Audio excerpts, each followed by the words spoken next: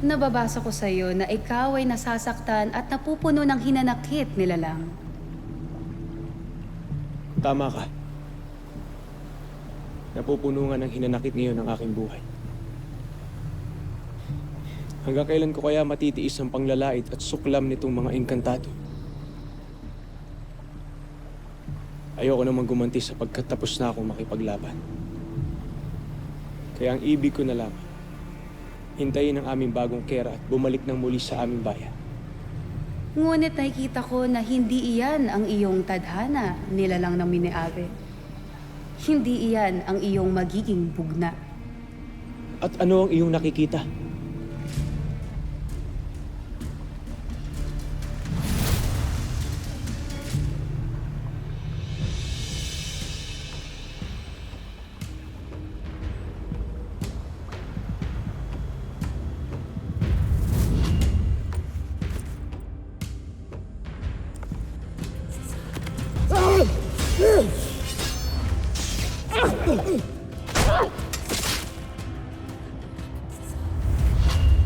Ano ang ginagawa ng isang tulad mo rito?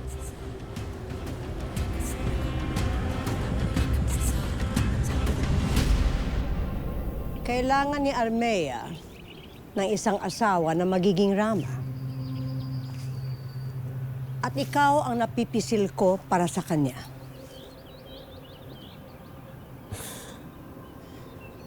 Ashti, hindi maaari. Ako'y merong iniibig na. Si Flamara. Matagal ko na siyang pinapangarap na makaisang dibdib. Hindi kailangan ng hatoriya ng isang haring hindi nila kalahi. Higit kailangan ka ng sapiro. Dahil karapat-dapat ka maging Rama. Lalo tatagmula din tayo sa dugong pinagmula ng aking albeng, si Armeo.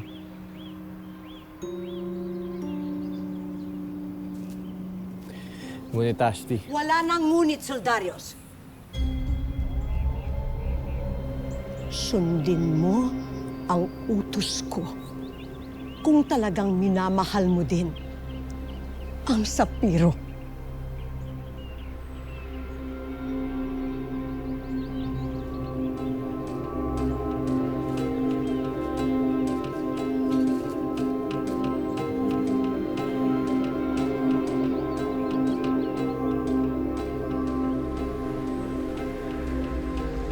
Huwag kang mabahala. Wala akong masamang tangka sa iyo. Kung ganun, umalis ka na dito, Mineave. Bago ko pa ituloy ang tangkang pagparusa ko sa'yo noon.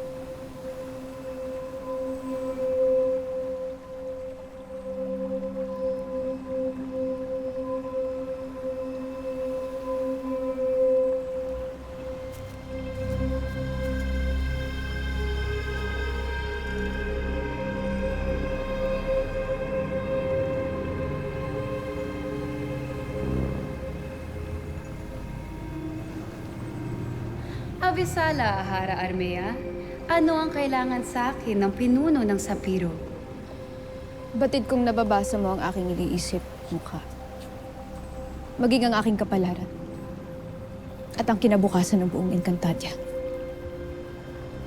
Kaya nais kong malaman. Sino ang lalaking magiging katali ng aking dibdib? At ang karapat-dapat para sa buong Sapiro? Nakatitiyak ka bang ibig mong malaman ang kasagutan, Hara? Hindi ako paparito kung ako'y naduduwag mukha. Kaya sabihin mo na sa akin ngayon din. Sabihin mo na sa akin para aking maipahanap bago pa makahanap ang sa'yo ng isang lalaking ibig nila para sa akin. Masusunod, kamahalan. Kaya narito siya pagmasdan mo ang iyong magiging kabiyak.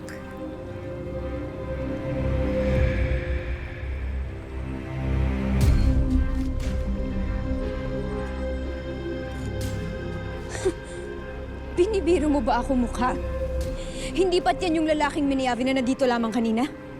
Hiningi mo ang lalaking iyong magiging kapalaran, ngunit bakit ngayon ay naduduwag ka, Hara Armea?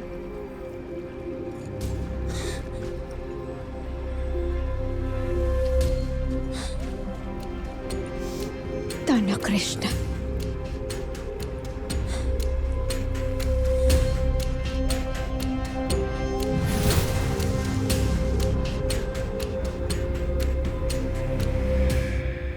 Kain ka lang, ha? Ubusin mo lang to. Ubus mo na. Ubusin mo yan. Pero huwag kang magkakalat, ha? Kain lang. Kain lang. Marami pa yan. Look who's here. Sino po sila?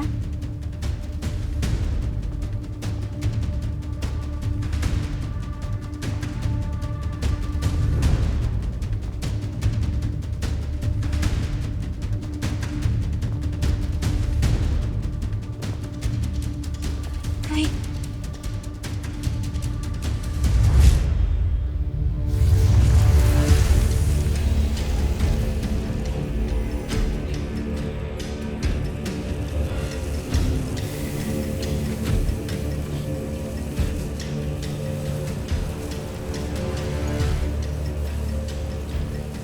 Isang babala.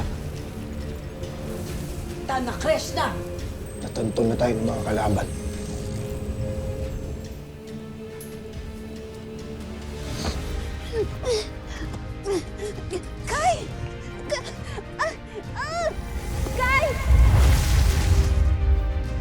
Si Nanay.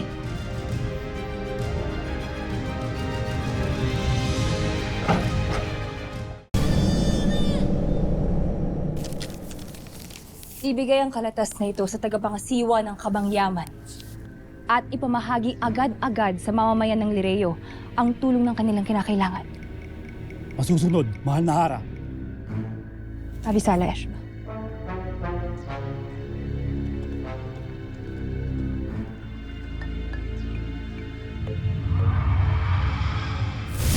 Tayo na!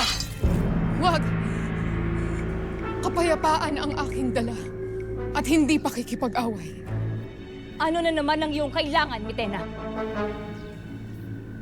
Isang pangitain ang muli kong nakita. Mahal na Hara, nakatakas na sa tinatawag niyong Balaak, si Hagor. At maniwala sana kayo sa akin. Nanganganib sa kanyang mga kamay ang buong Encantadia.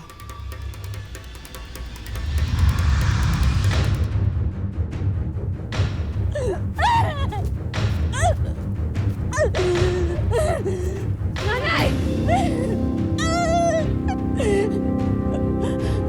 Anak! Ada. Hindi mo ako, Ada. Hindi kita kinikilala. Pakawalan ninyo ang nanay ko. Huwag niyo siyang idamay dito. In your dreams, Tera.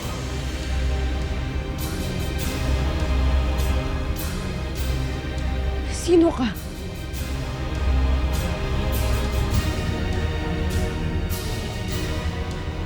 Hindi mo ba ako nakikilala? Pagkatapos mong sirain ang pangalan ng daddy ko at ng buong pamilya ko?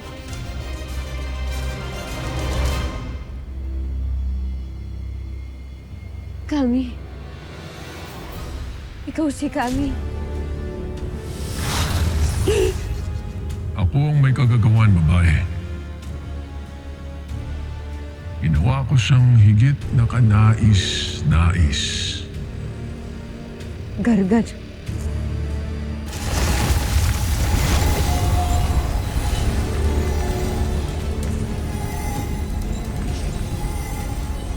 Ang mga brilyanteng galing kay Emre. Kayo na ba ang mga bagong tagapangalaga?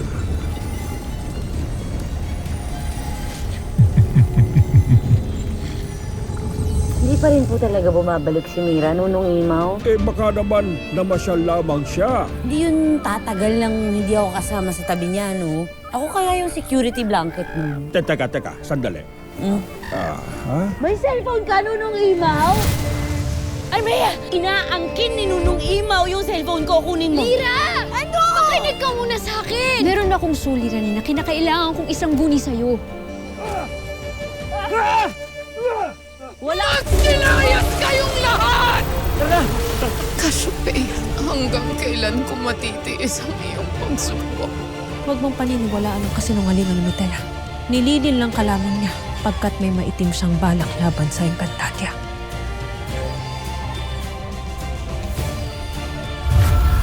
Di ka mapahanda sa akin, Mitela.